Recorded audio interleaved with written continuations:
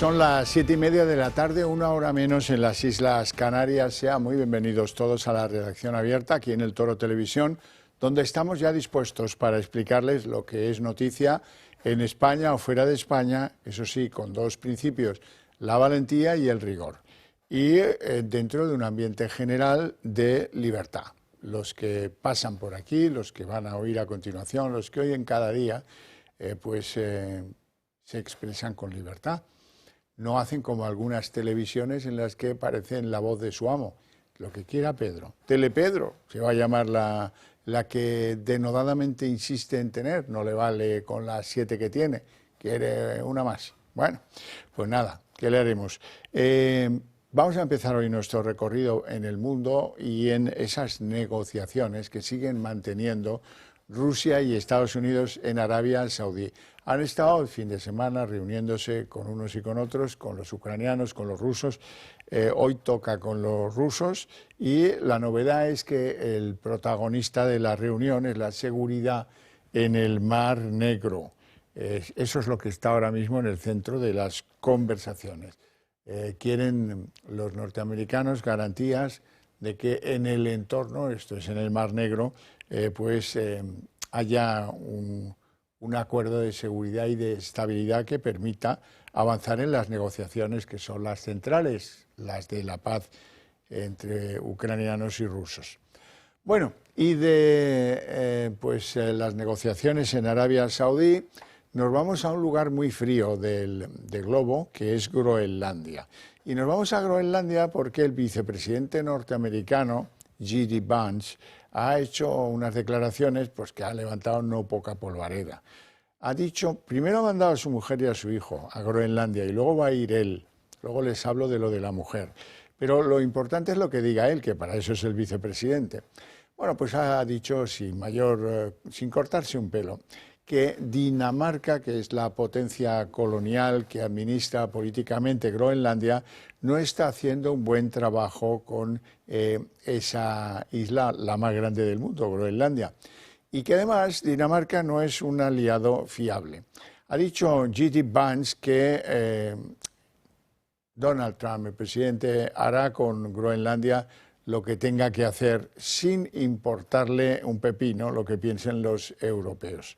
Lo cual significa, a ojos de Vance, que si tiene Estados Unidos que tomar más interés territorial en Groenlandia, eso es lo que el presidente va a hacer.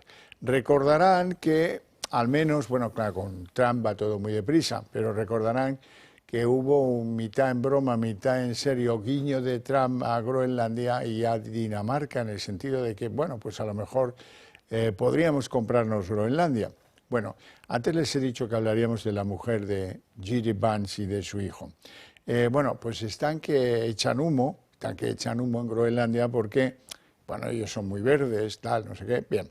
Y la esposa del vicepresidente norteamericano tiene previsto acudir a una carrera de trineos con perros y eso, pues, a algunos les parece fatal, les parece muy mal.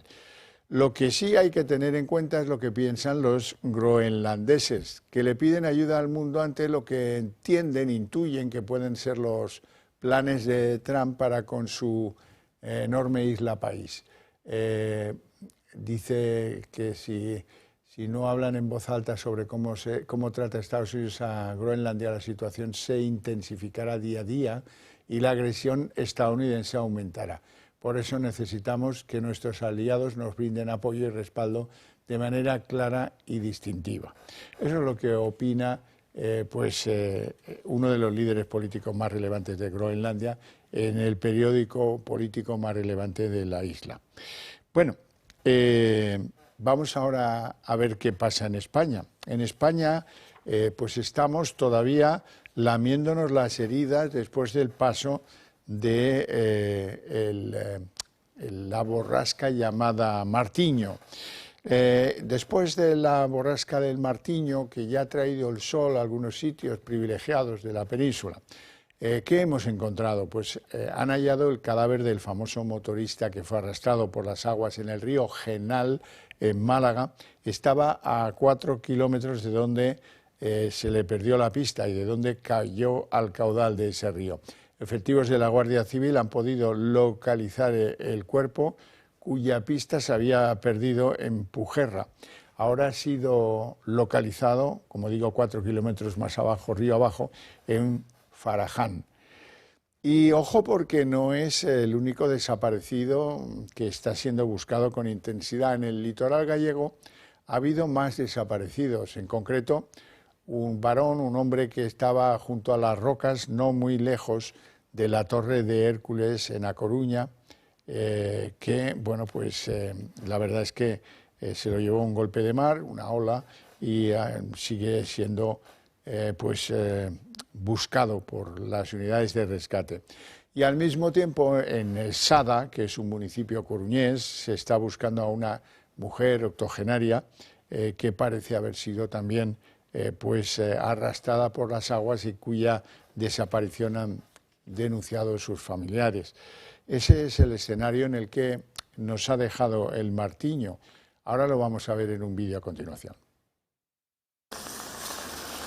Durante el mes de marzo, varias han sido las borrascas que han pasado por la península. Hanna, Conrad, Laurens y la última, Martiño, que ha dejado bastantes estragos a su paso por España.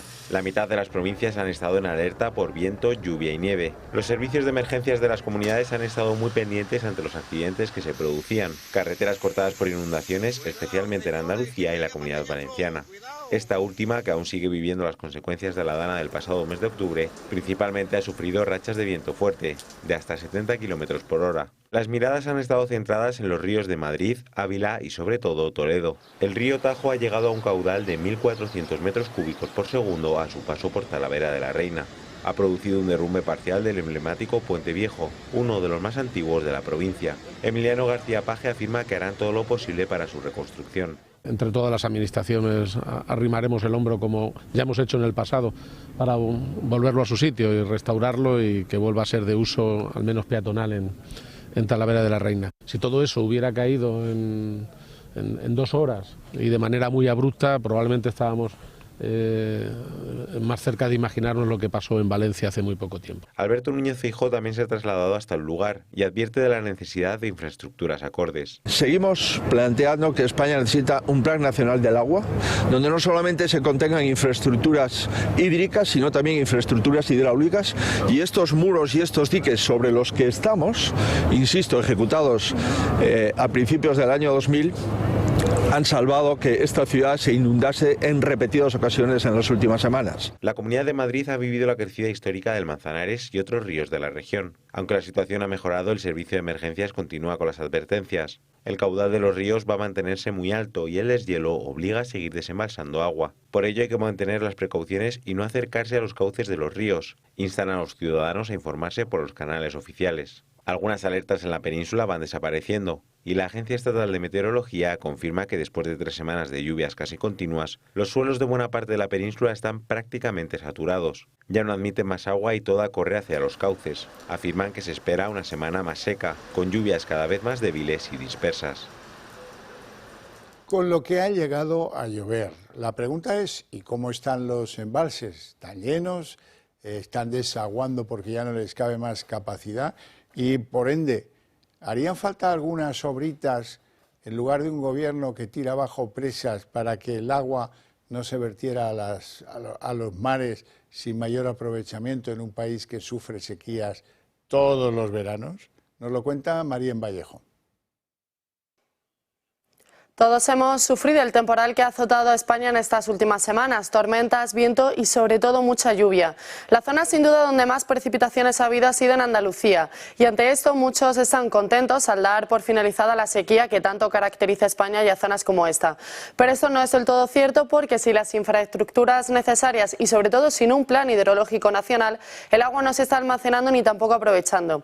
Diferentes gobiernos regionales llevan años pidiendo al gobierno central una buena gestión sobre el impulso y el mantenimiento de todos los embalses. Pero a día de hoy el gobierno de Pedro Sánchez parece que sigue haciendo oídos sordos. Entre el 1 de marzo y el 18, Andalucía ha acumulado 114 litros por metro cuadrado y la región de Murcia casi 100. Pero ¿cómo están los embalses? Pues en Andalucía ahora mismo están al 50% de su capacidad y en Murcia al 33,11%. En otras regiones como en Madrid o en Navarra los embalses casi están al 90% de su capacidad, pese a que ha llovido mucho menos. El ejemplo más claro de esta desigualdad es sin duda Almería. La cuenca dispone de un 44,63% de agua embalsada, pero la realidad es que no tiene ni un 10%. Todo esto pone de manifiesto una vez más la necesidad de mantener bien los embalses para no tirar agua y sobre todo la urgencia de crear un plan hidrológico nacional. Bueno, pues hasta aquí lo meteorológico. Vamos a hablar de algunos asuntos que merecen su interés y su atención. Hace 5 meses que entró en vigor la ley que tenía que solucionar el problema de las familias que tienen algún integrante con ELA. Sin embargo, la ley sigue sin estar desarrollada, sigue sin tener clara su financiación y yo me imagino que esto produce pues una desazón tremenda para los que tanto tuvieron que luchar durante tantos años para conseguir la ley. Bueno, consiguieron la ley, pero como suele decirse, echa la ley, echa la trampa. En fin, quiero hablar de todo esto con doña María José Arregui, que es presidenta ejecutiva de la Fundación Luzón. Muy buenas tardes. Hola, muy buenas tardes. Y gracias por atendernos. Bueno, hablemos de esa desazón, porque, hombre, han pasado ya suficientes meses como para que ustedes, que están muy encima de este asunto, pues tuvieran la impresión de que pues la ley empiece a surtir efecto. Me imagino que siguen falleciendo personas con ELA sin haber recibido ninguna ayuda del gobierno. Pues sí, cuando nosotros abordamos esta temática siempre hablamos de que los enfermos no tienen tiempo y cada mes que pasa son fallecidos que podríamos considerar que si hubiera una ley que garantizase su supervivencia en los últimos estadios de la enfermedad, cuando es necesaria una atención en domicilio de 24 horas por profesionales sanitarios, cuidadores profesionales, pues claro, si pensamos en eso, pues está falleciendo gente que tal vez en otras circunstancias con la implementación de la ley, pues a lo mejor habían tomado otra decisión. Claro, obviamente. Ustedes no esperaban que pasasen 5 meses sin que supieran del desarrollo de la ley, de cuáles iban a ser, por lo menos los plazos, ¿no? Ahora mismo no conocen ningún plazo de ejecución de lo que está ya siendo una ley. No sabemos que con ELA, que es la Confederación Nacional de Asociaciones de Enfermos de ELA, en la cual la Fundación Luzón forma parte como un integrante más, pues que está trabajando estrechamente con las administraciones precisamente para el cumplimiento de esta ley.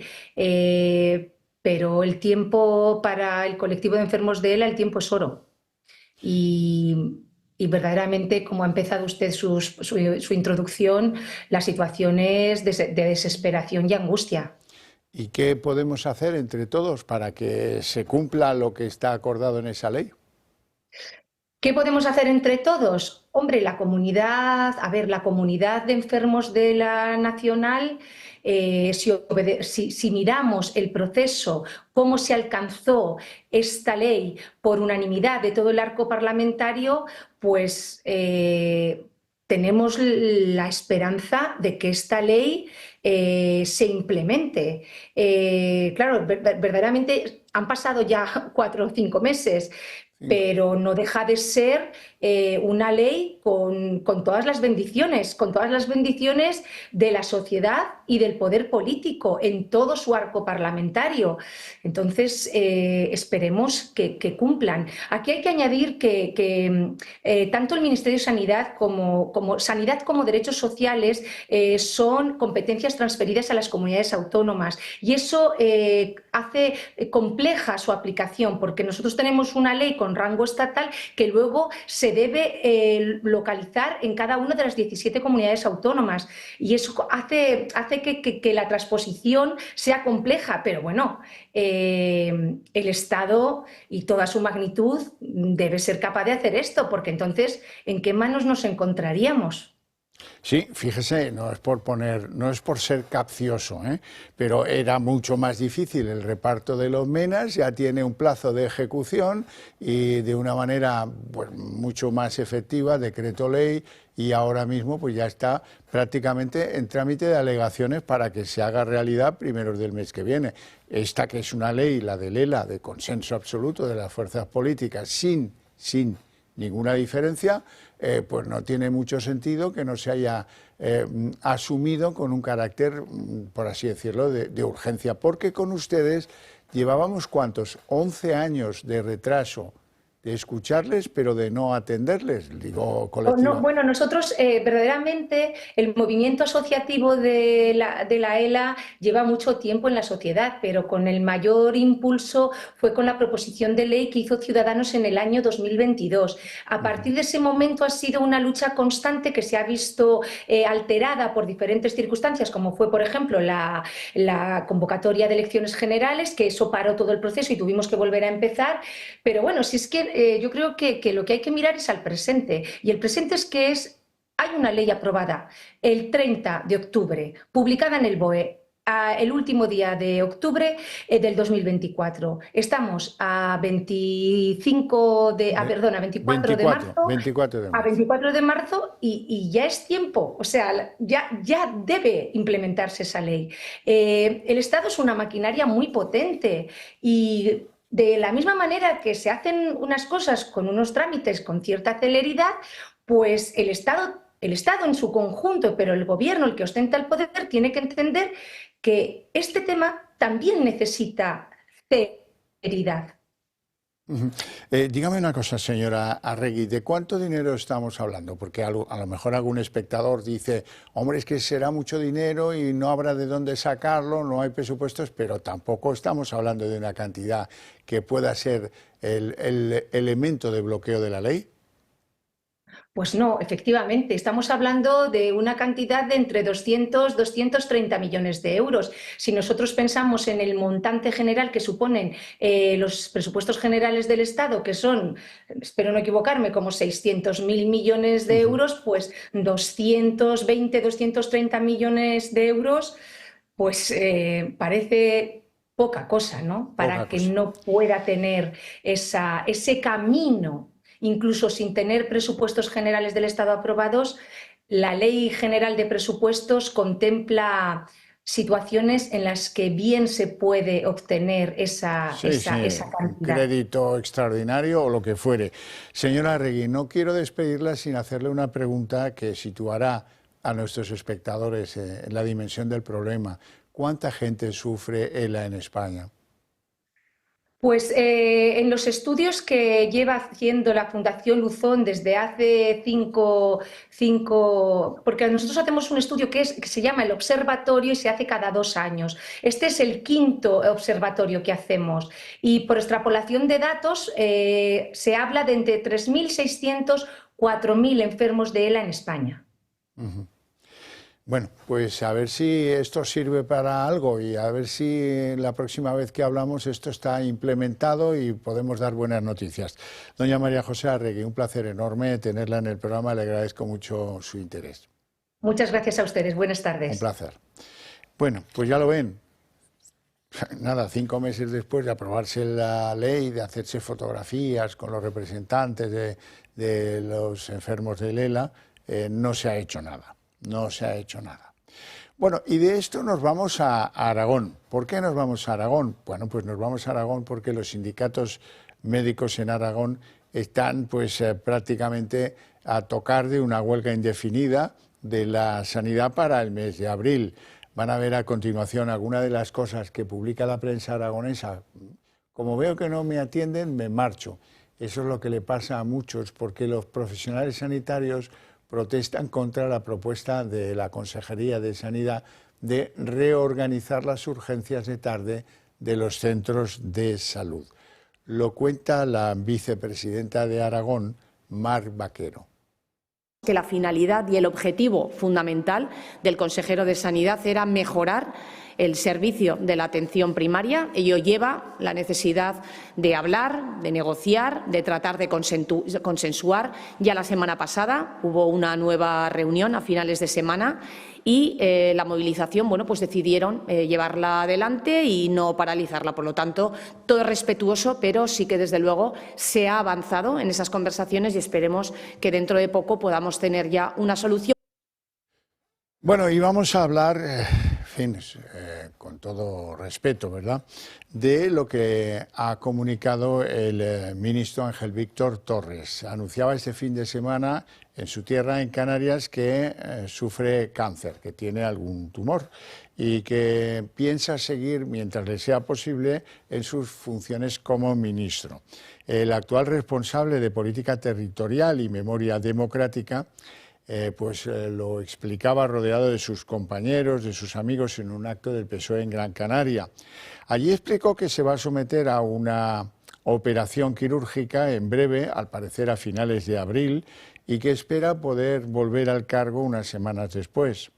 Torres, como saben, y esto no tiene nada que ver con sus dolencias, ¿verdad?, le deseamos una pronta recuperación, como es obligado respecto del ser humano. Torres se ha visto en varios epicentros de lo que podemos llamar los efectos de la trama Aldama. Se vio implicado en la compra de mascarillas desde el Gobierno de Canarias, del cual Torres fue presidente, como todos saben, y también se vio implicado más recientemente por gestiones para que la trama de hidrocarburos, en la que también estaba Aldama y en la que vete a saber cuántos más, tuviera unas instalaciones en Tenerife, unas instalaciones que le permitieran a la trama traer petróleo desde Venezuela y almacenarlo o tal vez refinarlo, que era el objetivo último, en Tenerife. Y luego pues afecta también al señor Torres un supuesto uso o visita de unos pisos que al parecer tenía la trama en el centro de Madrid para encuentros con mujeres. Las tres cosas las ha rechazado Ángel Víctor Torres en los últimos tiempos varias veces y bueno, pues veremos a ver en qué queda. Lo que toca a su salud, pronta la recuperación. Ahora, en lo que toca a su salud en los juzgados, pues lo que tenga que ser, ¿verdad?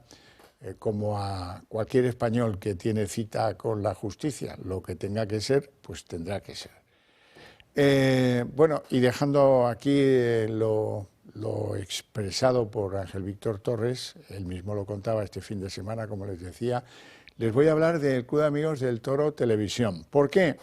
Pues porque yo creo que si lo piensan van a estar de acuerdo conmigo en que la manera más rápida de trasladar a la sociedad española esas ideas que ustedes y nosotros compartimos, buena parte de ellas por lo menos, si quieren que eso vaya a los ciudadanos con mayor velocidad, pues hombre, las reuniones familiares y con los amigos del trabajo suenan a poca cosa. Si quieren que eso vaya más deprisa, pues a lo mejor es muy buena idea apoyarnos a nosotros con los que comparten parte de esas ideas para que nosotros seamos esa correa de transmisión y desde la señal del Toro Televisión podamos llegar a más y más españoles para convencerles de que hay que dar un giro drástico a lo que nuestro país está haciendo en muchísimas cosas, por ejemplo, en materia de drogas o en materia de inmigración o en materia de tantas las cosas, de presas, para que el agua se quede embalsada cuando nos cae de esta forma y no destruyéndolas, o de centrales nucleares que van a ser necesarias y que quieren cerrar, o tantas y tantas las cosas. Miren, hoy por ejemplo hay una compañía australiana que se llama Berkeley que decidió comprar unos terrenos en Salamanca porque saben que ahí hay uranio y querían extraer el uranio. Pidieron dinero a los inversores a través de bolsa. Y en el interín resulta que mientras ellos salían a bolsa, empezaban a hacer allí el desarrollo industrial de de esa zona de Salamanca, aparece una ley en España que les prohíbe, no a ellos, sino a todos los que quieran extraer o investigar si hay recursos de metales preciosos o de hidrocarburos o de cualquier otra cosa que se encuentre en el subsuelo, se les prohíbe a las empresas siquiera investigar si es cierta la reserva. Ya no te hablo de extraer, por ejemplo, el uranio en Salamanca. Esta empresa, que se llama Berkeley, insisto, pues estuvo a un tris de desaparecer y no valía nada, porque no tenía esa posibilidad de investigar, de extraer en ese suelo que compraron, pues la materia que ellos andaban buscando. Bueno, ahora resulta que la Unión Europea le va a decir a España, oye, anda, déjate de chorradas y que se pongan a buscar de inmediato a ver si en España hubiera litio, uranio o lo que puedan extraerse del subsuelo en el suelo de España, ¿verdad? Y al calor de eso, pues ha empezado a subir en bolsa esta empresa que estaba prácticamente en quiebra. Y espero y deseo que las absurdeces que se planteaban con los recursos naturales de nuestro país empiecen a entrar en una vía distinta a la deriva de todos estos radicales climáticos que tenían prohibido siquiera saber si tenemos reservas de gas, por ejemplo, o de cualquier otra cosa. En fin, eso es lo que ustedes pueden cambiar si nos apoyan con el Club de Amigos del Toro Televisión.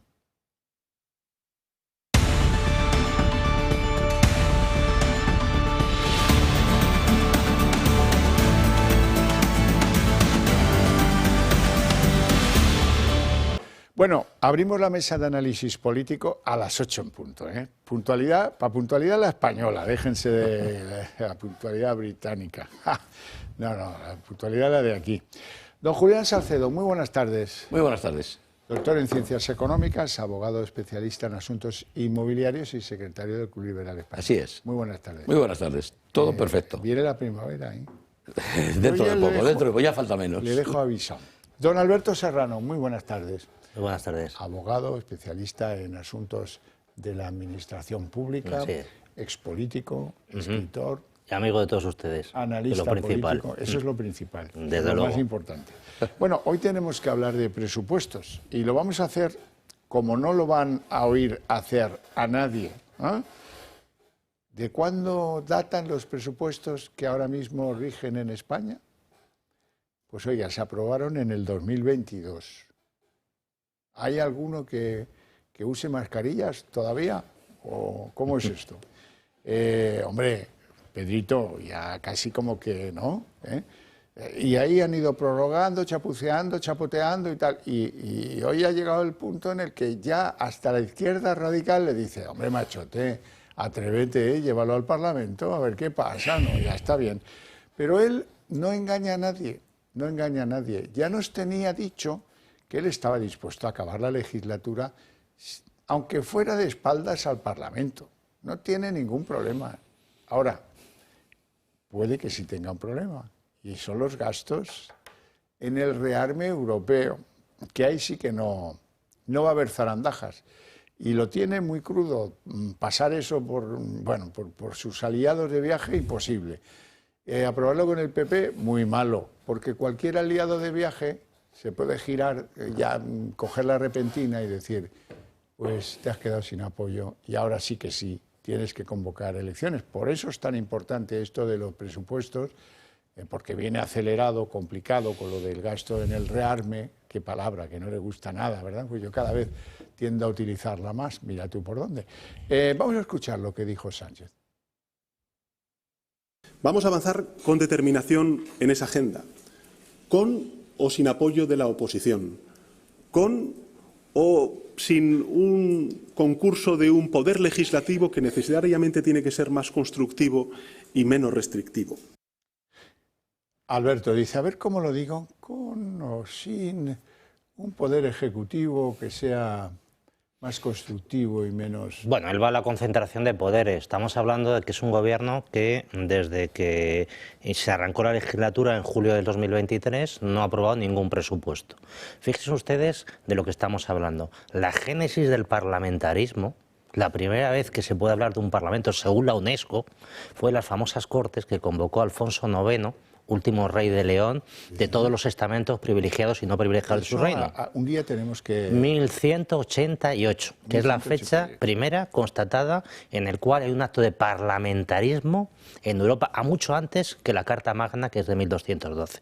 Bueno, pues este señor convocó a Alfonso IX, último rey de León, el siguiente su hijo Fernando III el Santo, ya rey de Castilla y León unificado. El último rey de León convocó a sus estamentos para generar una nueva guerra que concluyó pues en la reconquista de Cáceres y Badajoz, esa importancia histórica, pero ese dinero lo necesitaba, pedía ingresos de todos estos estamentos, pero para asociarlos a unos gastos.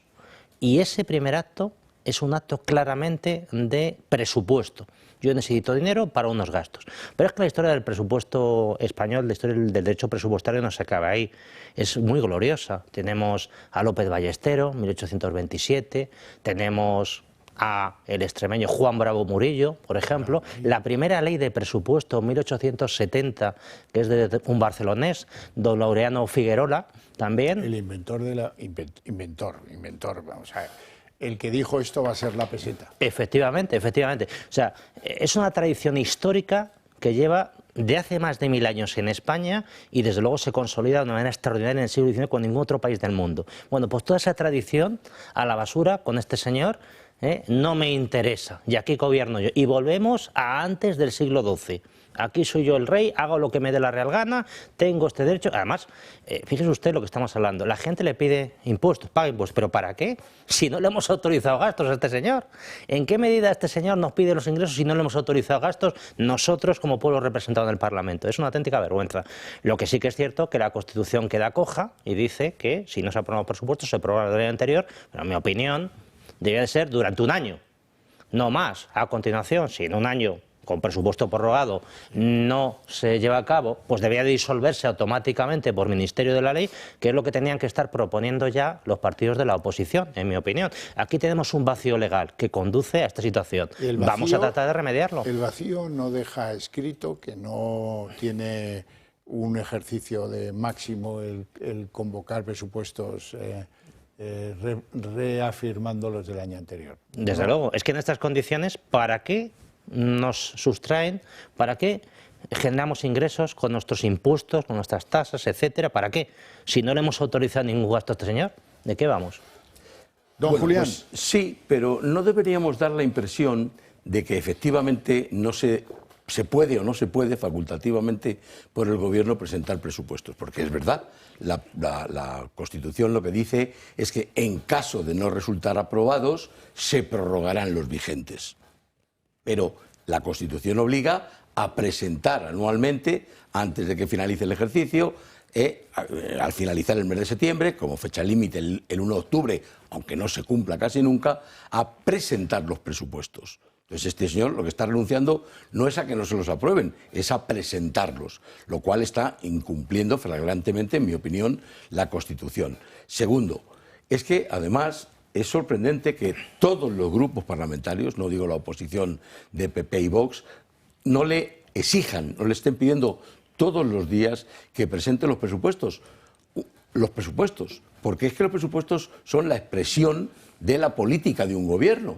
Entonces, oiga, cuéntenos usted qué es lo que quiere hacer. ¿Se los aprobaremos o no se los aprobaremos? Solo faltaría. Pero díganos usted, en los presupuestos, que es una expresión cuantitativa, lo que quiere hacer, porque lo otro es, quiero inundar España de viviendas, quiero que entren todos los inmigrantes, quiero... Usted puede decir lo que quiera, pero eso se expresa numéricamente, se cuantifica en unos presupuestos, con partidas presupuestarias, etc. Preséntelos usted. Pero es que no puede, porque es que sabe que es que van a salir todos los grupos parlamentarios, no faltará ni uno, no solo Vox y el PP, en tromba a descalificar esos presupuestos. Quiero decir, no digo a una enmienda a la totalidad, pero sí a pedir cada uno, no, más aquí, más allá, menos de aquí, menos de allá y tal. Y bueno, claro, lo que se le verán son las vergüenzas, ¿no? Como se suele decir. Quedará desnudo y viendo la vergüenza. Conclusión, hace su capa un sallo y dice, pues para eso no lo presento. Hoy le ha puesto las peras al cuarto Alberto Núñez Feijóo, que es de normal flojete. Bueno, pues hoy ha estado bastante duro en los 3 argumentos que, según él, impedirían considerar a Sánchez como alguien que gobierna al margen del Parlamento. Ningún gobierno puede hacer y deshacer a su antojo y de espaldas a la voluntad popular. Y si el gobierno quiere o tiene que hacer algo, se explica, se convence y se vota. Por eso pido formalmente al gobierno 3 cuestiones en nombre de la democracia. Primero, que lleve al Congreso su plan de defensa, si lo tiene. Segundo, que presente los presupuestos generales del Estado en la Cámara, como es su deber constitucional. Y tercero, que convoque el debate del Estado de la Nación para que retrate la soledad de un gobierno que ya no es tal y la soledad de un presidente zombi. Esto lleva a la melancolía, los retratos de la soledad. Bueno, sí, pero hay que rematar, porque si no metes el gol, resulta que no. Hoy la novedad, y aquí sí que puede haber a futuros alguna novedad, es que, es que los de Podemos ya te han dicho que no van a votarte el gasto armamentista y que desde luego eso para ellos es una línea roja, y los de Sumar no están convencidos, quieren garantías de que el gasto social se va a mantener sin tocar un euro. Con lo cual, bueno, pues muy difícil se lo ponen a Pedro Sánchez. Hoy hablaba en nombre de Podemos Pablo Fernández para contar eso mismo que yo les digo. Por nuestra parte, nuestra posición es muy clara. No vamos a apoyar en ningún caso un presupuesto que implique un aumento del gasto militar y tampoco vamos a renunciar a las exigencias que todos ustedes conocen y que versan en materia de vivienda, como bajar por ley un 40% el precio de los alquileres, prohibir la compra de vivienda que no sea para residir las personas que la compran a sus familiares o ilegalizar a escuadrones parapoliciales, como desocupa, así como también romper relaciones diplomáticas y comerciales con el Estado genocida de Israel. Ya ves tú que tendrá que ver el romper relaciones con Israel con aprobarle el plan de defensa o aprobarle los presupuestos. Pero si estos tíos que están en el grupo mixto, los 4 de Podemos, son serios, pues no tiene ninguna posibilidad Sánchez de llevar a cabo cualquier intentona, ni en lo uno ni en lo otro. Alberto. Lo que pasa es, Xavier, estos señores de Podemos ponen unas exigencias muy altas, muchas de las cuales no tienen nada que ver con los presupuestos. Romper relaciones con Israel no se presupuesta, o sea, que con lo cual son cosas que están poniendo palos en las ruedas y no tienen absolutamente nada que ver con el propio acto de presupuesto. Pero en cualquier caso se les nota por dónde van. Quieren romper relaciones con Israel porque quieren beneficiar una aproximación a Hamás y todo este entorno. Quieren también poner dificultades a la propiedad privada con ese intervencionismo que se traen con la ley de vivienda, otra serie de cuestiones que revela un poco lo que son, pues son neocomunistas con esas doctrinas de toda la vida. En cualquier caso, Xavier, yo estoy total y absolutamente convencido que si hubiera acuerdo con Puigdemont, a estos señores les despachaban 4 migajas y también tragarían, con lo cual que nadie se piensa que con estos señores tenemos garantizado que van a poner un freno a los presupuestos o que nada. Yo creo que en ningún caso. Aquí decide manda Puigdemont y lo que diga Puigdemont va a misa. Y estos señores con 4 migajas ya les conformarían, estoy convencido. Y los de Puigdemont no están ni siquiera para acordar el techo de gasto, que es una antesala a negociar algo de los presupuestos. Ni siquiera están en esa antesala. Julián. Bueno, claro, el primer vídeo que hemos visto en donde decía clarísimamente Pedro Sánchez que lo llevaría a cabo con o sin el Parlamento, pues es una expresión más que clara, ¿no? Que nadie puede dudarlo. Lleva mucho tiempo prescindiendo del Parlamento, ¿no? Claro, digamos, se cumplen formalmente las cosas que pasan por el Parlamento, pero son más las que no pasan. Por ejemplo, las comparecencias semanales que tiene en el Parlamento no responde nunca jamás a nada, pero no al PP ni a Vox. Tampoco a los demás grupos parlamentarios, ¿no? Uno le pregunta por peras y él responde por pescado, ¿no? Por manzanas, ¿no? Le da exactamente igual. Por no decir el Senado, donde tiene también la obligación de comparecer, y lleva más de un año sin ir por allí, no le gusta. como no tiene mayoría allí, puede que le digan cosas que no le gusta oír, y ya él no tiene allí una presidenta del Congreso de los Diputados en el Senado que marque los tiempos, diga usted cállese, usted no puede, le expulso y tal, pues no va, ¿no? Entonces, yo creo que es que no va a pasar por el Parlamento el gasto extraordinario, por decirlo de alguna manera, en defensa. No puede, si lo pasa se lo van a tumbar.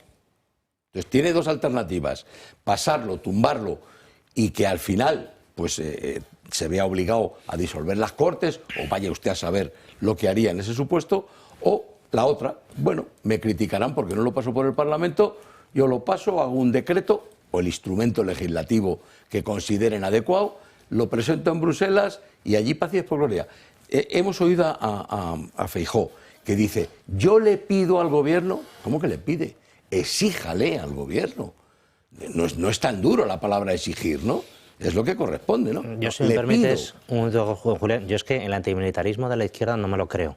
Igual que el feminismo, igual que el medioambientalismo y otra serie de cuestiones. Yo creo que son maneras de captar votos de un sentimiento muy generalizado en Europa que existe, y es manera de tener una bandera y generar esos votos, como hemos dicho, el feminismo, etcétera. Yo no me lo creo. Yo creo que si hubiera acuerdo con Puigdemont y todo lo demás, saldrían adelante y al final todos lo enmascarían en esa guerra que tienen de llamarle de diferentes maneras y lo sacarían adelante si fuera el caso. El problema es que ahora mismo no se dan las condiciones para generar un pacto global que salga beneficiado a todo el mundo.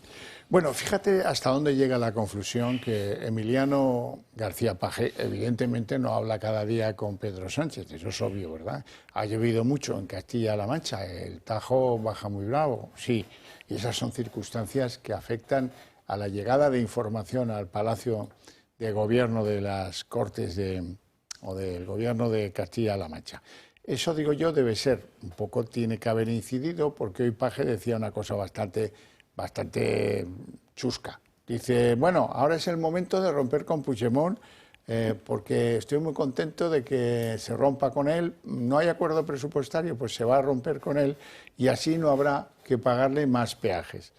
Pero hombre, machote, que se rompe con Puigdemont, dura en el gobierno 24 horas.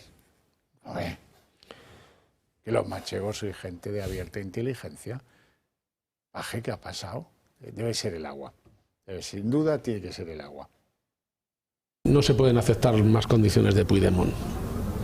Es más, desde mi punto de vista, lo he dicho muchas veces, yo creo que es hora de que el Partido Socialista rompa claramente con Puigdemont, porque realmente nos puede llevar a la ruina como proyecto y como partido.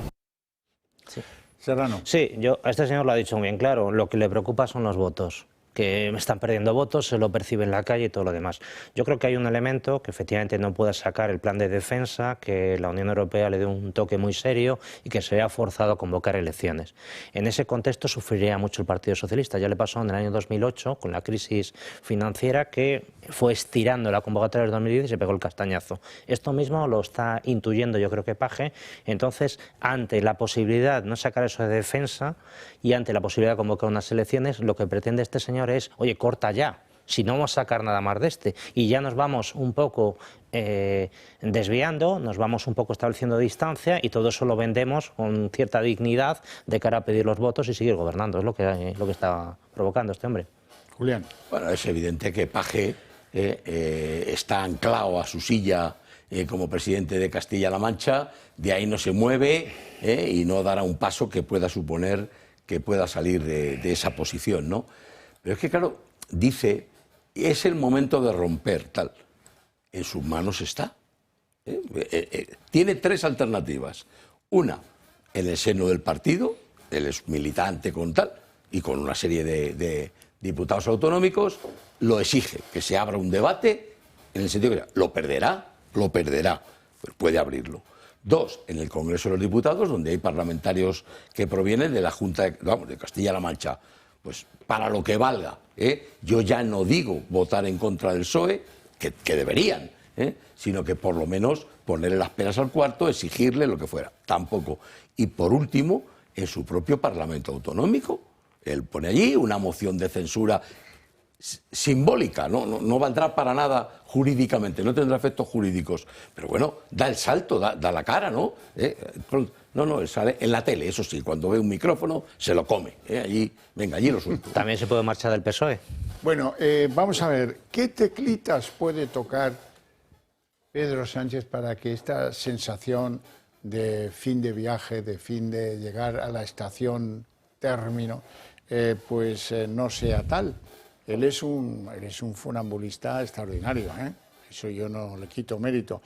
Bueno, pues hay quien dice que la teclita que le queda por tocar es que el Tribunal Constitucional amplíe la amnistía al delito de malversación, beneficiando con ello a Puigdemont para que los de Puigdemont caigan rendidos a sus pies. La verdad es que esto está en marcha, podría acelerarse si así se lo manda Pedro Sánchez a Conde Pumpido. Sí, pero tenemos malas noticias para Puigdemont, porque Puigdemont está, hombre, siempre pendiente de estos temas. En este recurso que va a resolver el Tribunal Constitucional, lo que se va a resolver es la compatibilidad en abstracto de la ley que aprobó en la Ley 1 de 2024, la Ley de Amnistía, con la Constitución. Hemos dicho desde el principio, y así varios recursos planteados por parte de comunidades autónomas, el Partido Popular, también cuestiones de inconstitucionalidad por parte de tribunales, que esta ley podría afectar al principio de división de poderes, al principio de igualdad ante la ley, al principio de seguridad jurídica, otra serie de principios jurídicos está en la Constitución que pueden contradecir. Acuérdense que el argumento fundamental que tenían para dictar esta ley es que no se prohíbe en la Constitución. Como no se prohíbe en la Constitución, se prohíben los indultos generales, pero exactamente la amnistía no se prohíbe y, por tanto, como no se prohíbe, pues entonces debe estar permitido. Recuerdo que solamente se emplea una vez la palabra prohibición en la Constitución, que es la prohibición de contraer matrimonio por parte del heredero de la corona con una persona que no consideren adecuada a las Cortes Generales. Es la única vez en el artículo 57 en el que se habla expresamente de la palabra prohibición. Por tanto, según este argumento, todo lo demás permitido, según este argumento. Pero, en fin, al margen de esto es lo que se está recurriendo. Pero luego, a partir de aquí, vendrán siguientes recursos. ¿Cuáles son los siguientes recursos? En concreto, la ley de amnistía se aplica a Puigdemont, que es lo que le interesa a Puigdemont. ¿Se aplica o no se aplica? Y eso tendrá otros recursos ante el Tribunal Constitucional.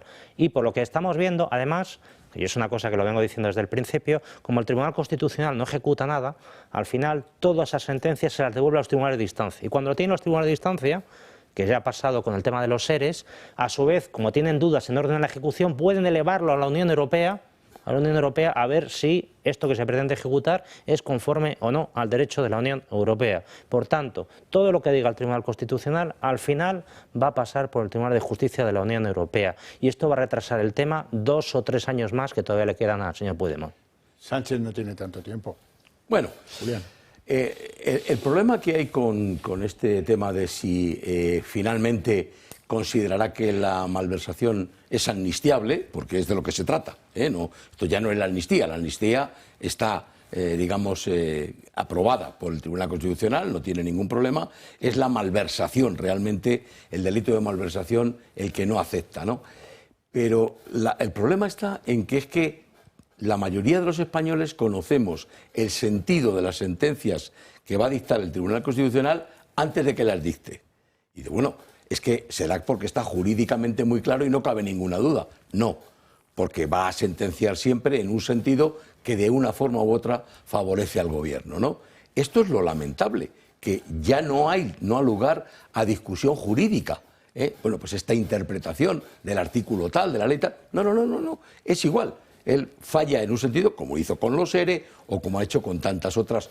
Además de que, como ya sabemos, el Tribunal Constitucional no tiene esas funciones, no puede rectificar las sentencias del Tribunal Supremo. Como ha dicho don Alberto, efectivamente, los tribunales de instancia, el último, el Tribunal Superior de Justicia de Andalucía, eleva al Tribunal de Justicia de la Unión Europea una consulta, una cuestión de prejudicialidad para ver si realmente cabe. ¿Cuál es el problema? Que el Tribunal Supremo no lo está haciendo en una interpretación que yo en buena medida comparto, y es ¿cómo vamos a consultar una cuestión de prejudicialidad cuando para el Tribunal Supremo está claro el sentido de la sentencia porque así lo ha fallado? No vamos a consultar para arriba, no porque tema que le vayan a decir que no, sino, oye, no ha lugar, si yo lo que he sentenciado está ajustado a derecho español y comunitario. Bueno, pues siguiendo con los avatares de Pedro Sánchez, hoy decía Isabel Díaz Ayuso que ya son 100 las derrotas que acumula en el Congreso el sanchismo. Un gobierno de políticos que no son capaces de buscar el bien común para España y sacar adelante una sola medida juntos. Sánchez lleva 100 derrotas en el Congreso. Y lo único que es capaz de aprobar es lo que sus socios le imponen, es decir, aquello que es o ilegal o profundamente dañino para España. Hundiéndonos en un gasto inasumible, que es una forma de abuso más que se une a su estrategia contra los jueces, los medios de comunicación libres, las empresas públicas y privadas y cualquier otro peso o contrapoder. Y el alcalde de Madrid, el alcalde Almeida, este le ha llamado doctor cum fraude a Pedro Sánchez. Pedro Sánchez debe dimitir porque ya bueno, pero aquí quien es doctor cum laude o cum fraude es Pedro Sánchez y su mentira continua como ejercicio de supervivencia en la política. Yo entiendo la desesperación de un gobierno de España que salió huyendo de Valencia frente a un gobierno de Valencia en estos momentos que ha conseguido sacar adelante unos presupuestos. Creo que quien saca unos presupuestos adelante en el peor momento de Valencia y para afrontar la reconstrucción no es el momento precisamente de dimitir. Creo que quien no saca unos presupuestos en España y tiene que hablar de Valencia para no hablar de sí mismo es quien tiene que dimitir, sinceramente. Bueno, y nos vamos a publicidad.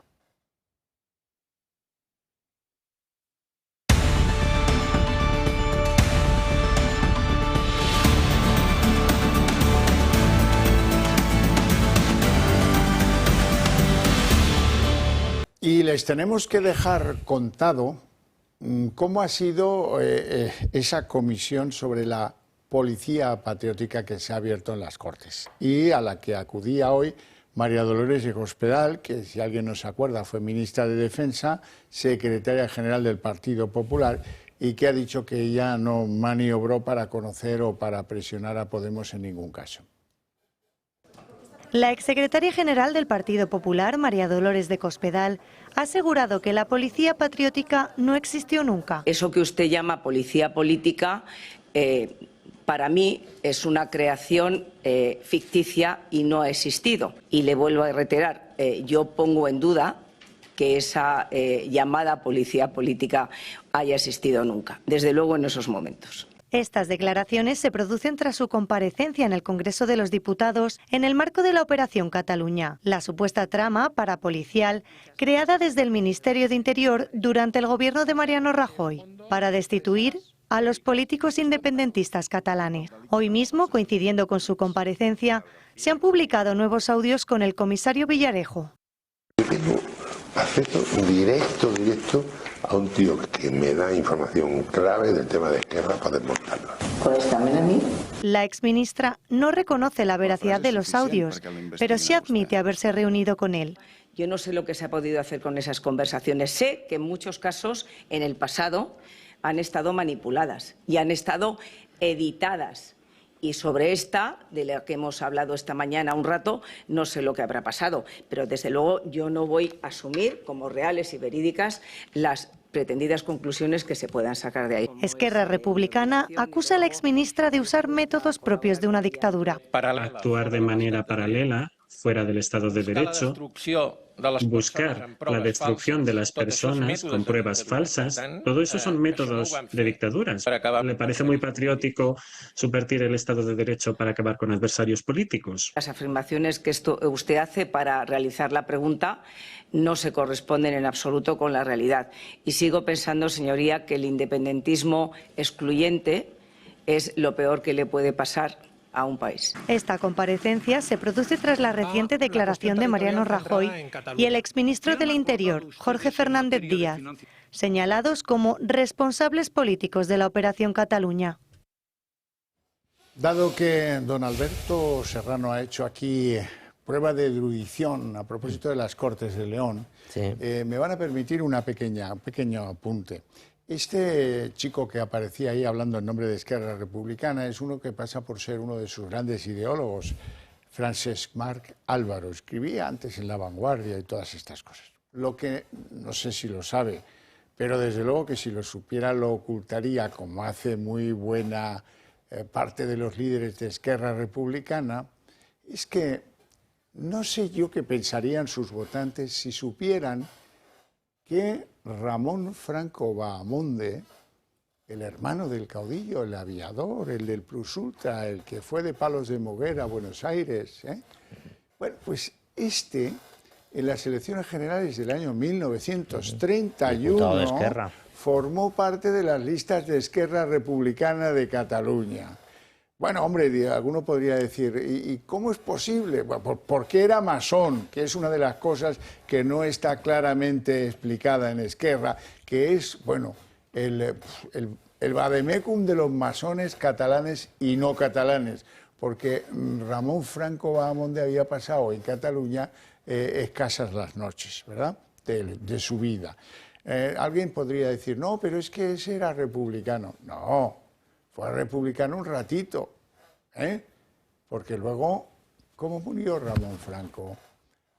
Francesc Marc Álvaro. Pues mira, murió saliendo creo que de Pollensa, de las Baleares en cualquier caso, con un avión con 1000 kilos de bombas dispuesto a bombardear o Valencia, que era donde estaba el gobierno republicano, o Barcelona. Como al final acabó en el Mediterráneo y falleció allí Ramón Franco Bahamonde, no sabemos qué es lo que iba a bombardear, pero era evidente que iba a bombardear una de esas dos ciudades. Ese es el hombre que teníais en las listas de las elecciones inmediatamente anteriores, creo que murió en el 37.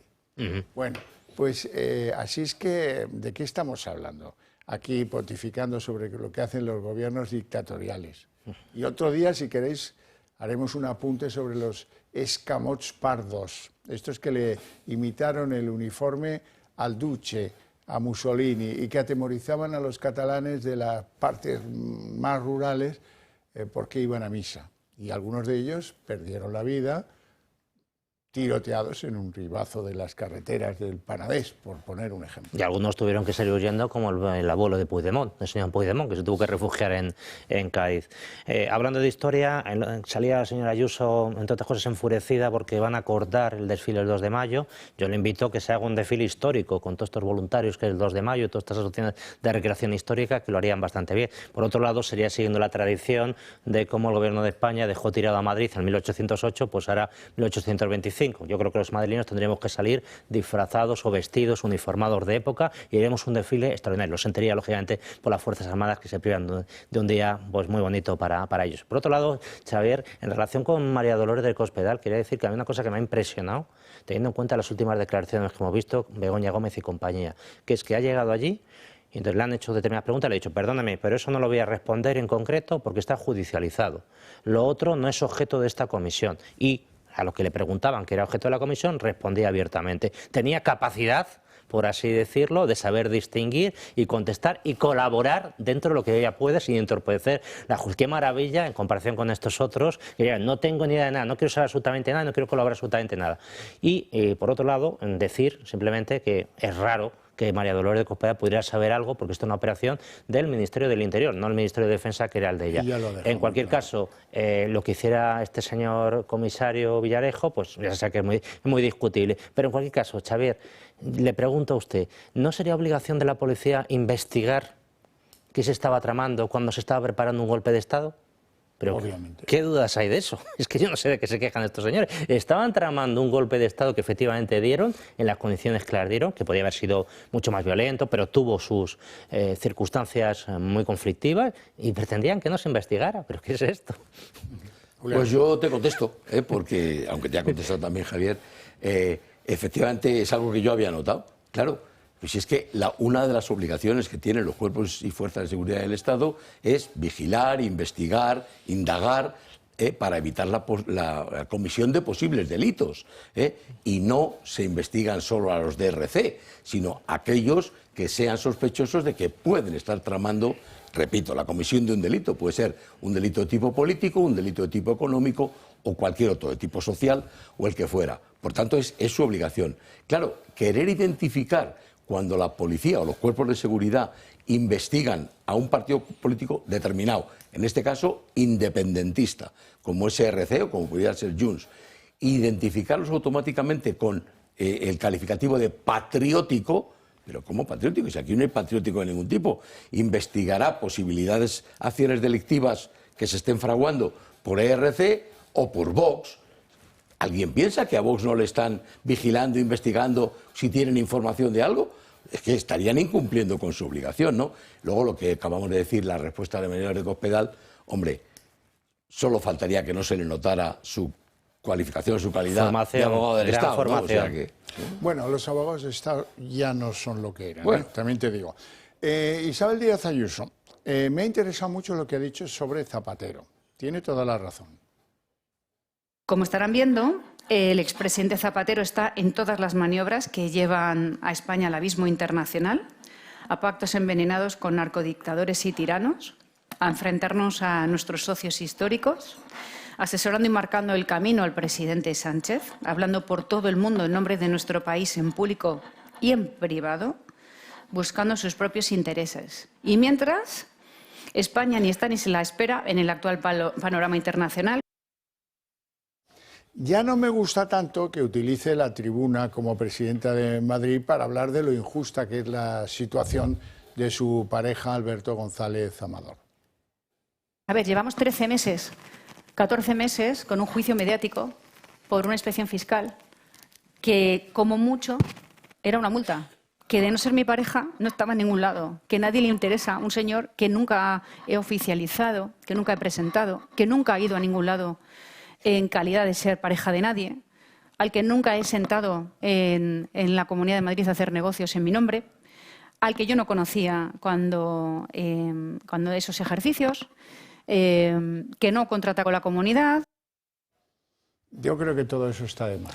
Yo sé, Xavier, yo creo que la política es muy dura, lo personal, y exige prácticamente 24 horas de lunes a domingo. Yo, cuando estuve en política, lo aceptaba, pero lo que me costó mucho aceptar es que también esas 24 horas, 7 días a la semana, también van con tu familia.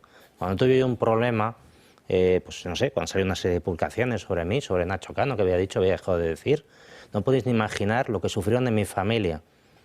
Los niños pequeños míos diciendo que su padre, yo, que era un ladrón, que iba a terminar en la cárcel, que no sé qué, no sé cuántos. Con lo cual yo creo que lamentablemente la política está así de sucia, en este caso le toca a ella, pero nos ha tocado a todos y la verdad que es muy, muy, muy desagradable, la entiendo en ese sentido. Pero sí que es cierto de que esas investigaciones van avanzando y ella tiene que aceptarlas.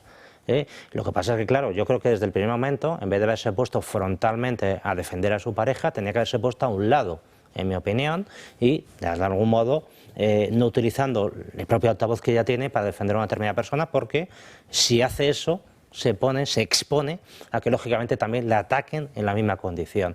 Es lo que tenía que haber hecho desde el primer momento. Más. Y más todavía, porque son más contra ella, lógicamente. Así que yo creo que ahora está girando bien, en mi opinión, apartándose ella a un lado y que el otro pues vaya por su lado. Sí, yo creo que esta última parte de declaraciones sobraba. No era necesario, no aportan nada a lo que ya conocemos. Efectivamente, ella lo más que se tiene que limitar, si le preguntaran, es a decir, esto está judicializado, será la justicia a quien falle, mire, a mí no me pregunte, pues no debo, ¿no? Y luego yo creo que estas alusiones que hace a Rodríguez Zapatero, etcétera, bueno, pues estamos leyendo permanentemente en los medios de comunicación, estamos viendo cómo las conexiones del expresidente pues son, por lo menos, deben ser objeto de análisis, ¿no? No digo de reproche todavía, pero análisis, son cosas que no encajan, que no cuadran, ¿no? Ni encajan con su papel de expresidente, ni tan siquiera encajarían en el papel de asesor áulico del presidente actual, ¿no? Yo creo que esa defensa numantina que tiene Rodríguez Zapatero con el régimen de Venezuela, etcétera, le va a pasar factura, o espero que se la pase, ¿no? Sí. Ya veremos lo que ocurre, porque habéis conocido, discúlpeme si me meto en algo que vayamos a ver luego, hoy se ha conocido, o esta tarde mismo se ha conocido, que Estados Unidos va a imponer un arancel del 25% a la importación de petróleo venezolano. Nos toca a nosotros directísimamente, ¿no? Entonces, vamos a esperar que haga unas buenas gestiones el señor Rodríguez Zapatero para impedirnos este arancel. Esperemos a ver en qué queda. Imposición de trama a todos aquellos que compren petróleo de Venezuela. Ahí queda la trama. Vamos a hablar de Ábalos. Hablando de trama hay que hablar de Ábalos, porque ya saben ustedes que primero lo dejaron fuera del gobierno y que después, pues cuando ya estaba fuera del partido y del gobierno, al final volvió a las listas de Valencia en las generales del 2023. Bueno, pues fue antes de eso, inmediatamente, cuando hizo un viaje a Colombia con Andrea de la Torre, su entonces pareja o novia, no, ya no sé, esto de la novia le tengo una alta estima a la palabra, me cuesta utilizarla en según qué gamberreos, por ser amable. También iba el edecán, Koldo García Aguirre, porque si no, pues ¿qué sería un viaje si no va Koldo? ¿Para mantener qué tipo de encuentros? Pues con empresarios, con políticos locales, para ofrecerse como facilitador de proyectos en España. A Koldo le toca lo de siempre, llevar las maletas, las de Delcy o las de Andrea, pero me parece escrito en las estrellas. Koldo tiene una pinta de portamaletas, como veis en estas fotografías, espectacular. Bueno, ¿y qué más? Contaros pues que la expareja de Ábalos ha roto su silencio y ahora dice Andrea que, bueno, que ya no tiene relación con el exministro y que la están cosiendo amenazas y a insultos, lo cual lamento, y que es ella quien paga sus gastos y que lo puede demostrar, no sé yo si de todo o de parte, pero en cualquier caso eso es lo que dice Andreita. ¿Y qué más? Hombre, pues a mí me ha parecido fatal lo que ha hecho Ábalos, que está perdiendo un poco el oremus, se está fijando en cuestiones personales de alguien y eso está mal. Si es que no quieres que te hagan lo mismo, que es lo que tú pregonas, Ábalos. Vean el tuit de Ábalos sobre Noelia Núñez, que es una joven portavoz del Partido Popular, que es muy duro y entra en lo personal. El caso de Noelia Núñez González, 33 años, concejal diputada, y ha recibido hasta 2 nóminas a la vez del dinero público que sumaban 5.520 euros. ¿Pero qué es esto comparado con lo que tú ganas? Ábalos. Con 27 años conducía un Audi 3, pues a lo mejor se lo había regalado su abuelo, majo. Con 28 tenía un sueldo público de 62.700 euros brutos. Tuvo una nómina de 5.500 euros netos al mes como diputada y concejal. Y actualmente es diputada en el Congreso con un sueldo de tanto. No sabemos cuáles son sus méritos para tanta ocupación y si percibe alguno de esos sobresueldos que acostumbran en el PP desde su sede pagada con B. Bueno, esto yo creo que es bastante material judicial, si quiere Noelia Núñez, que no sé si quiere o no, y que ha iniciado a defenderse de estas invectivas vía tuit, diciendo que la ataca porque ella es mujer, cual no me parece que tenga los mejores defensores a su lado Noelia Núñez.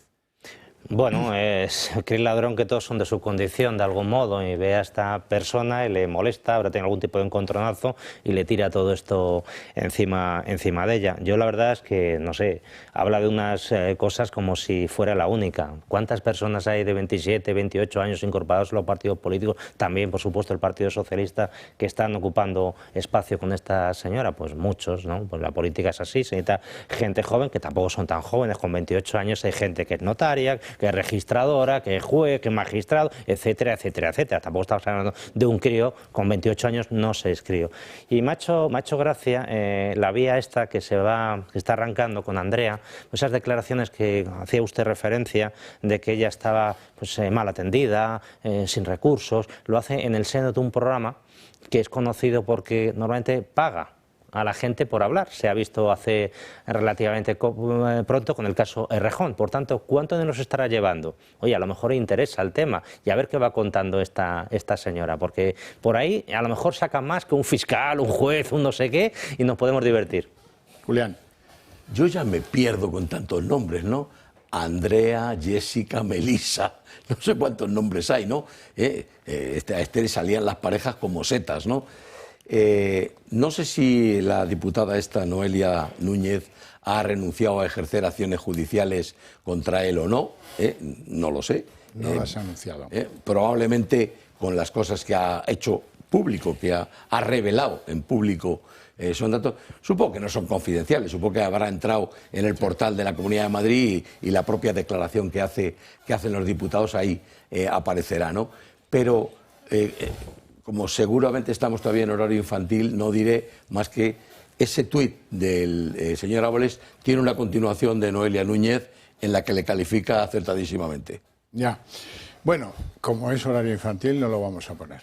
Quiero hablarles de que la UCO ha localizado una sociedad offshore. Offshore significa que no paga impuestos. En Panamá, a nombre de un miembro de la trama acusado de pagar mordidas al PSOE. Bueno, pues bien, ya iremos sabiendo de cómo y de cuánto, sobre todo de cuánto. El cuánto en este caso es muy importante. Vamos a hablar de encuestas, si me lo permitís, si queréis, si os apetece.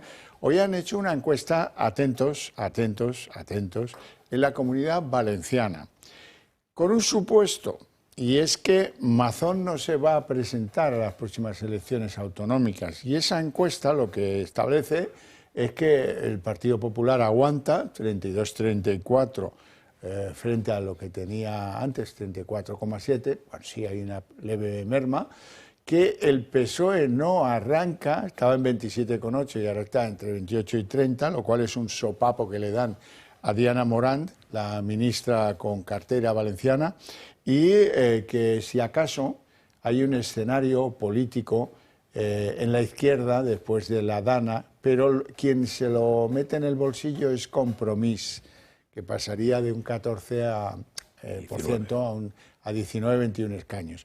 Es decir, que Compromís cobra esto que podríamos llamar el fracaso de la administración valenciana.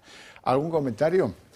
Bueno, a mí me parece que lo mismo que a nivel nacional se repite también aquí en la Comunidad Valenciana, y es que el PP solo no puede gobernar. No puede gobernar.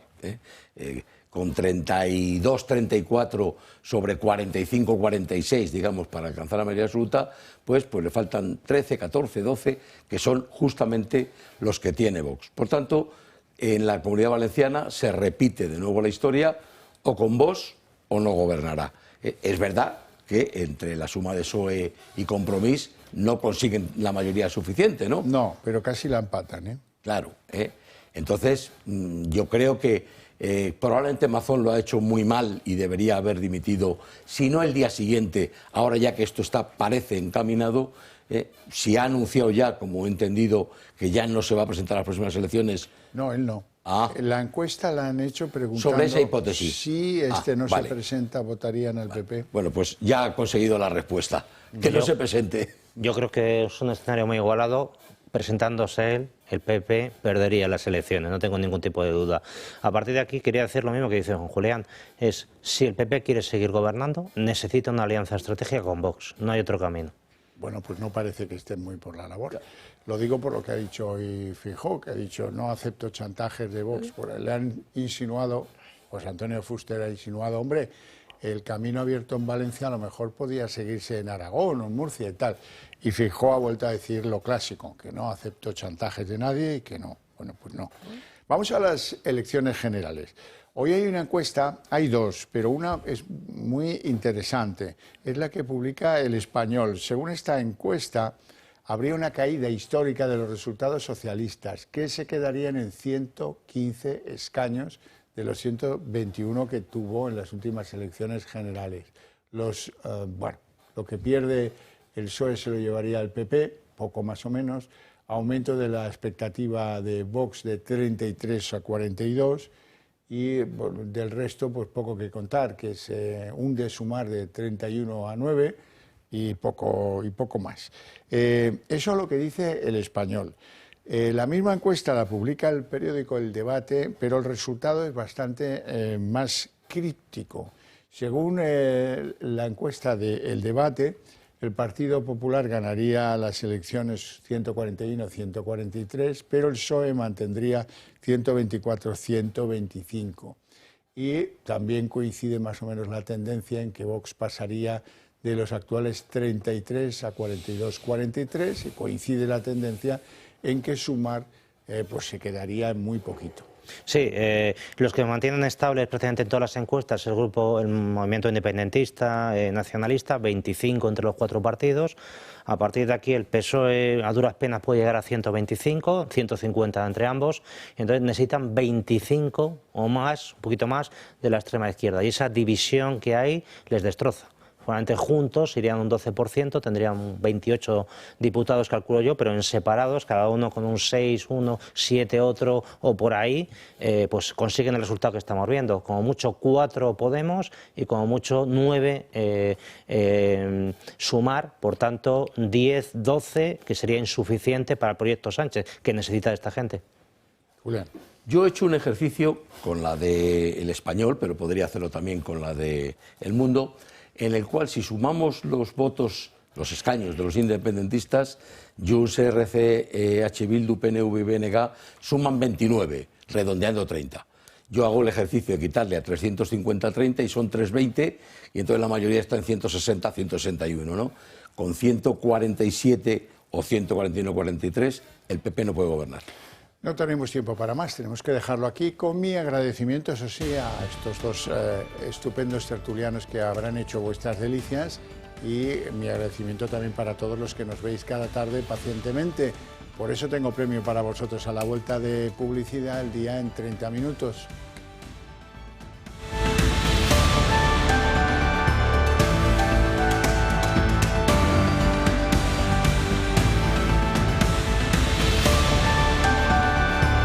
El día en 30 minutos. Sánchez en la encrucijada. Hoy sus aliados de la izquierda radical le reclaman que lleve los presupuestos al Congreso. Le reclaman que lleve el debate sobre las armas, el debate que impone Europa, al Congreso. Y él no lo hace. Él está muy solo ante lo que pueda llegar. Le han dicho los de Podemos, oiga, nosotros estamos en contra de los gastos militares. Le dicen los de Sumar, hombre, nosotros por ahora hay que ver que esto no afecte a los gastos sociales.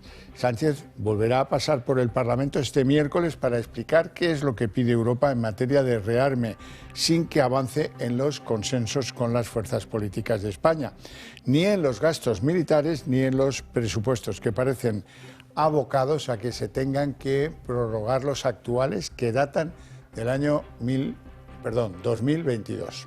Feijóo es consciente de esta debilidad parlamentaria, de esta soledad de Pedro Sánchez, y ha querido exprimirla hoy al máximo frente a sus varones. No solo le pide que presente los presupuestos porque es su deber constitucional, sino que insiste en que debe llevar al Congreso el aumento del gasto en defensa, y además debe convocar el debate del Estado de la Nación, que, insiste, lleva sin convocarse desde el año 2022 esta cita. Asegura Alberto Núñez Feijóo que Pedro Sánchez es hoy un presidente zombi solo en el gobierno. Ningún gobierno puede hacer y deshacer a su antojo y de espaldas a la voluntad popular. Por eso pido formalmente al gobierno 3 cuestiones en nombre de la democracia. Primero, que lleve al Congreso su plan de defensa, si lo tiene. Segundo, que presente los presupuestos generales del Estado en la Cámara, como es su deber constitucional. Y tercero, que convoque el debate del Estado de la Nación para que retrate la soledad de un gobierno que ya no es tal y la soledad de un presidente zombi. El ministro de Derechos Sociales, Consumo y Agenda 2030, Pablo Bustinduy, que es de Sumar, ha defendido hoy que las democracias europeas no tratan de avalar una carrera armamentística, sino políticas de cohesión social. Eso es, según él, lo necesario, pues la política social dice que es tan necesaria como lo que plantea la Unión Europea para garantizar la seguridad, aunque no es precisamente eso lo que esté debatiendo la Unión Europea. La seguridad de Europa no corresponde a la multiplicación de un porcentaje del gasto militar. Es una conversación que es necesaria, que incluye, por supuesto, una perspectiva de defensa, pero no solo, no se puede circunscribir a eso. Que, por supuesto, todos los debates importantes para nuestro país, y este sin duda lo es, deben pasar por el Congreso. Sumar, Podemos y el Partido Popular están por primera vez de acuerdo en algo. Sánchez debe presentar los presupuestos generales porque esa es su obligación, su deber constitucional. Podemos, no obstante, va un paso más allá y dice que de no hacerlo Sánchez estaría incurriendo aún más en esa deriva autoritaria de los últimos meses. Desde luego, las exigencias que ponen encima de la mesa los morados para dar su visto bueno a las cuentas son hoy en día imposibles. Renunciar al aumento del gasto militar, romper relaciones con Israel o topar los precios de los alquileres son algunas de ellas. Por nuestra parte, nuestra posición es muy clara. No vamos a apoyar en ningún caso un presupuesto que implique un aumento del gasto militar y tampoco vamos a renunciar a las exigencias que todos ustedes conocen y que versan en materia de vivienda, como bajar por ley un 40% el precio de los alquileres, prohibir la compra de vivienda que no sea para residir las personas que la compran a sus familiares o ilegalizar a escuadrones parapoliciales, como desocupa, así como también romper relaciones diplomáticas y comerciales con el Estado genocida de Israel. El varón manchego del PSOE, Emiliano García Paje, aboga porque claramente el PSOE rompa con Puigdemont. Dice que los pactos antinatura nunca funcionan bien y este es probablemente de los más graves que se haya podido ver en la democracia. Paje, eso sí, pasa por alto que la legislatura de Sánchez está colgando de los 7 votos que tiene Puigdemont, los 7 votos de Junts. No se pueden aceptar más condiciones de Puigdemont. Es más, desde mi punto de vista, lo he dicho muchas veces, yo creo que es hora de que el Partido Socialista rompa claramente con Puigdemont, porque realmente nos puede llevar a la ruina como proyecto y como partido. Todos tensan la cuerda, es una evidencia. Sánchez está solo, tanto con los presupuestos generales del Estado como con el rearme. La oposición le exige que es su deber constitucional presentar los presupuestos, pero es que en el día a día los aliados del gobierno ya van dibujando unas líneas rojas imposibles, las que dejan a Sánchez como un zombi parlamentario, en palabras de Feijóo. Sumar reclama debates a fondo sobre los gastos militares y que sean no compatibles con los gastos sociales que el gobierno hace, si no se opondrán. Podemos aún va más lejos. Ni hablar de gasto militar, hay que atender exigencias como la vivienda y hay que, ojo con el asunto, romper con el Estado genocida de Israel. Muy difícil le dejan las cosas a Sánchez. Una discusión en el Parlamento sobre el rearme que reclama la Unión Europea le obligaría a romper con la izquierda radical y a echarse en brazos del odiado Partido Popular. Llevar los presupuestos al Congreso casi equivale a perderlos. Junts y Esquerra lo van a poner muy difícil. Deben estar ahora mismo ya pensando en estos momentos qué nuevas y más increíbles cesiones le reclaman al Estado. Tanto que, irónico, Emiliano García Paje se alegra de la soledad de Sánchez y propone que este sea el punto de inflexión que permita una ruptura del PSOE con Puigdemont, algo que dejaría a España a las puertas de elecciones generales, que es lo que menos le conviene a Pedro Sánchez. Ni un funambulista de prestigio, como yo le reconozco a Sánchez que lo es capaz de cuadrar ese círculo. Bueno, y de producirse esta vuelta a las urnas, Xavier, hoy por primera vez ya se habla de que el Partido Popular podría gobernar, ojo, sin el apoyo de Vox. Según este sondeo de Sociométrica para El Español, Alberto Núñez Feijóo lograría más apoyos, ojo, que toda la izquierda junta.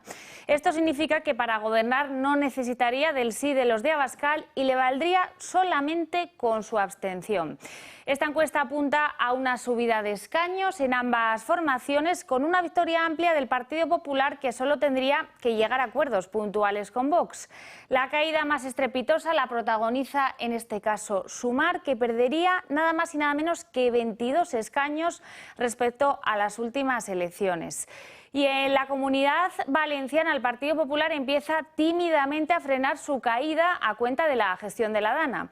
Un sondeo de Sigma 2 para El Mundo apunta a una subida de 3 puntos respecto a diciembre, cuando se evidenció el coste electoral que tendría para Mazó la crisis de la riada.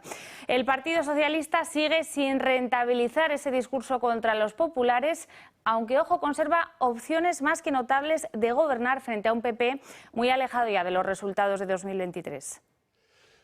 José Antonio Fuster, el portavoz de Vox, exige a los varones del Partido Popular una declaración que sea contundente contra, por un lado, el Pacto Verde y, por otro, la inmigración ilegal.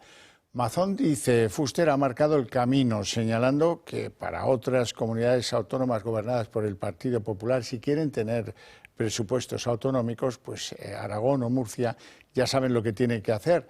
La respuesta la ha dado hoy de forma contundente el propio Alberto Núñez Feijóo, y los populares con él. Todos están de acuerdo en que esto es un chantaje y que el no de Vox a las cuentas de sus comunidades autónomas por el asunto de las menas, pues es una cuestión que compete a Vox, pero que desde luego no cambiará a los del PP para que abandonen sus principios. No vemos ahora mismo ganas en Extremadura, tampoco vemos muchas ganas en Baleares, no vemos ninguna gana en Castilla y León. En Aragón tenemos alguna que otra duda. Es decir, ahora mismo el Partido Popular está bastante desubicado. Pero ya sabe lo que... Nosotros es muy sencillo lo que queremos. Tirar una declaración contundente contra las políticas migratorias y contra el Pacto Verde. Somos un partido contundentemente libre. Libre para llegar a acuerdos, aunque le moleste a unos y a otros. Libre porque quien nos viene con un chantaje o una amenaza se va por donde ha venido. Nuestros aliados son los españoles.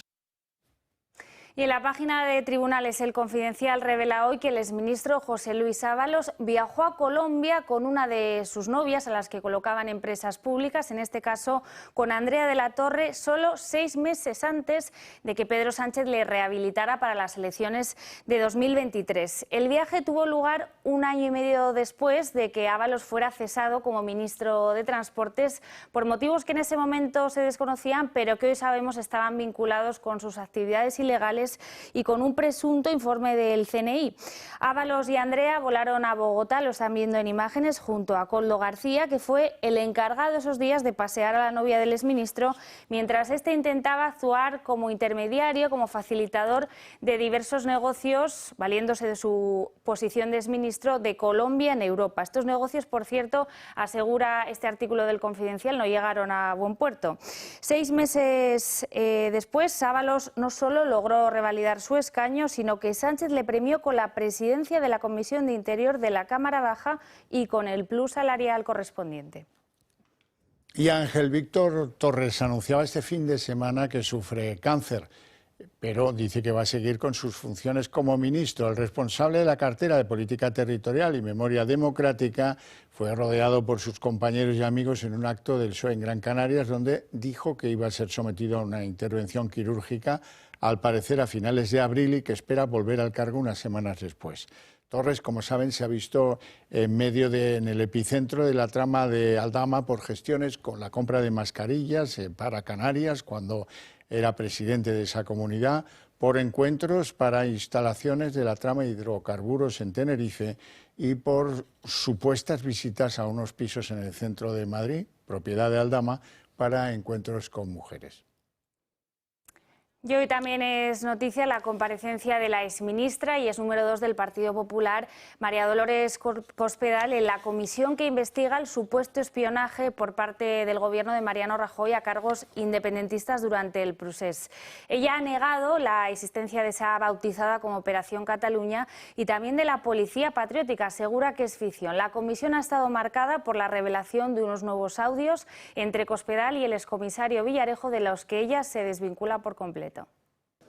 La exsecretaria general del Partido Popular, María Dolores de Cospedal, ha asegurado que la Policía Patriótica no existió nunca. Eso que usted llama policía política, para mí es una creación ficticia y no ha existido. Y le vuelvo a reiterar, yo pongo en duda que esa llamada policía política haya existido nunca, desde luego en esos momentos. Estas declaraciones se producen tras su comparecencia en el Congreso de los Diputados en el marco de la Operación Cataluña, la supuesta trama parapolicial creada desde el Ministerio de Interior durante el gobierno de Mariano Rajoy para destituir a los políticos independentistas catalanes. Hoy mismo, coincidiendo con su comparecencia, se han publicado nuevos audios con el comisario Villarejo. Yo tengo acceso directo a un tío que me da información clave del tema de Esquerra para desmontarlo. Pues también a mí. La exministra no reconoce la veracidad de los audios, pero sí admite haberse reunido con él. Yo no sé lo que se ha podido hacer con esas conversaciones. Sé que en muchos casos en el pasado han estado manipuladas y han estado editadas. Y sobre esta, de la que hemos hablado esta mañana un rato, no sé lo que habrá pasado, pero desde luego yo no voy a asumir como reales y verídicas las pretendidas conclusiones que se puedan sacar de ahí. Esquerra Republicana acusa a la exministra de usar métodos propios de una dictadura. Para actuar de manera paralela, fuera del Estado de Derecho, buscar la destrucción de las personas con pruebas falsas, todo eso son métodos de dictaduras. ¿Le parece muy patriótico subvertir el Estado de Derecho para acabar con adversarios políticos? Las afirmaciones que usted hace para realizar la pregunta no se corresponden en absoluto con la realidad. Y sigo pensando, señoría, que el independentismo excluyente es lo peor que le puede pasar a un país. Esta comparecencia se produce tras la reciente declaración de Mariano Rajoy y el exministro del Interior, Jorge Fernández Díaz, señalados como responsables políticos de la Operación Cataluña. La Autoridad Independiente de Responsabilidad Fiscal, la AIREF, cree necesaria una reforma de arriba abajo de MUFACE, de la actual mutualidad de previsión social de los funcionarios. El organismo que preside Cristina Herrero cree que los nuevos funcionarios debieran incorporarse a la sanidad pública universal y quedar en régimen voluntario para funcionarios que así lo quisieran MUFACE. MUFACE, como saben, está en crisis porque no se ponen de acuerdo MUFACE, el Ministerio de Sanidad y las aseguradoras privadas que dan esa asistencia sobre el importe que tienen que cobrar para poderlo hacer.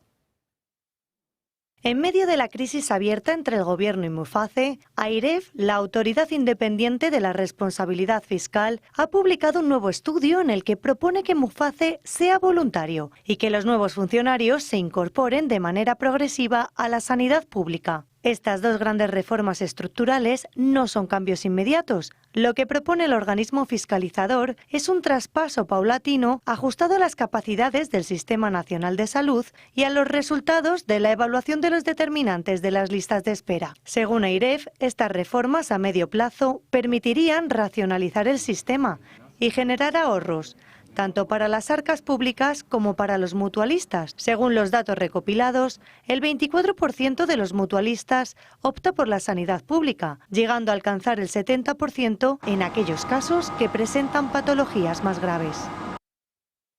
Y en el bloque internacional, desde las 8 de la mañana han estado reunidas las delegaciones de Rusia y Estados Unidos en Arabia Saudí para tratar de alcanzar un acuerdo sobre la guerra de Ucrania. Esa reunión ha empezado muy pronto y ha estado centrada en intentar desbloquear las exportaciones de cereales en el Mar Negro. Al término del encuentro, la parte rusa, el Kremlin, aseguraba que no piensa firmar ningún documento, salga lo que salga de esa reunión. El pacto, por cierto, del que hablábamos, que ha girado en torno toda la conversación, estuvo vigente un año, desde el verano de 2022, y Rusia lo abandonó en 2023, aduciendo que no se estaba cumpliendo. La reunión de hoy se produce horas después de que Estados Unidos se reuniese ayer con una delegación de Ucrania.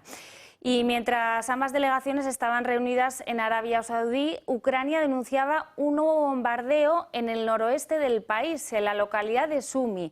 74 personas, todos ellos civiles, habrían resultado heridos, entre ellos 13 niños, según denuncian las autoridades locales.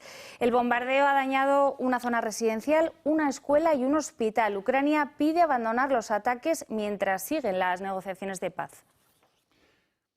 El vicepresidente norteamericano J.D. Vance ha dicho hoy que Dinamarca no está haciendo un buen trabajo en Groenlandia, que es un territorio de régimen de Dinamarca, y no es un aliado fiable, y que Donald Trump hará lo que tenga que hacer con ese territorio, con Groenlandia, sin importarle lo que piensen los europeos. Si eso significa, dice Vance, que necesitamos tomar más interés territorial en Groenlandia, eso es lo que el presidente va a hacer. Mientras tanto, en Groenlandia pues piden apoyo internacional ante lo que entienden es una posible intención nefasta por parte de Donald Trump. Y hay una enorme polémica porque la mujer de J.D. Vance y su hijo piensan asistir a carreras de trineos tirados por perros. Dinamarca, que controla Groenlandia, no está haciendo su trabajo y no está siendo una buena aliada. Así que si tienes que preguntarte cómo resolver ese problema y resolver nuestra seguridad nacional, si eso significa que aumentemos nuestro interés en Groenlandia, eso es lo que hará el presidente Trump. Porque a él le da igual lo que Europa nos grite, lo que le importa es poner los intereses de los estadounidenses primero. Hallan el cadáver del motorista arrasado por las aguas del río Genal en Málaga, a 4 kilómetros de donde se le perdió de vista. Resulta que efectivos de la Guardia Civil han estado 5 días intentando localizar un cuerpo que al final ha sido identificado como el del hombre que se perdió en Pujarra. Y en el litoral gallego también siguen buscando a 2 personas, a un hombre que fue llevado por una ola mientras estaba en las rocas cerca de la Torre de Hércules en La Coruña, y a una octogenaria del pueblo coruñés de Sada que ha desaparecido, y así lo denuncian sus familiares. Y este lunes se ha producido una imagen que no se veía desde hace 28 años. Es la apertura del trasvase entre 2 embalses, el de Entrepeñas y el de Buendía. Como decimos, esta imagen no se producía desde hace décadas y en estos momentos, debido al enorme caudal, está al 85% de su capacidad de uno de los embalses, ha sido necesario desviar parte de ese agua al otro pantano, al de El Buendía. Una imagen que no se veía desde 1997. No sé si has perdido las gafas de sol, pero deberías empezar a preocuparte. Pues lo estoy deseando, Horcajo, porque vuelve el buen tiempo. Por fin llevábamos muchas semanas aterrorizados con tantísima lluvia y a partir de este miércoles la buena noticia es que vuelve el sol. Mañana ya empiezan a remitir las lluvias, pero será a partir de mediados de semana cuando empiecen a subir las temperaturas. Temperaturas que ya se están empezando a notar, por ejemplo, en la Comunidad Valenciana. En Sevilla se espera que el fin de semana se lleguen a alcanzar los 27 grados, casi verano. Bueno, pues hasta aquí el día en 30 minutos. Les deseamos una feliz noche a todos, especialmente, muy especialmente a los que sigan con el Toro Televisión. Y les dejamos con En Dos Continentes como cada noche. Hasta mañana.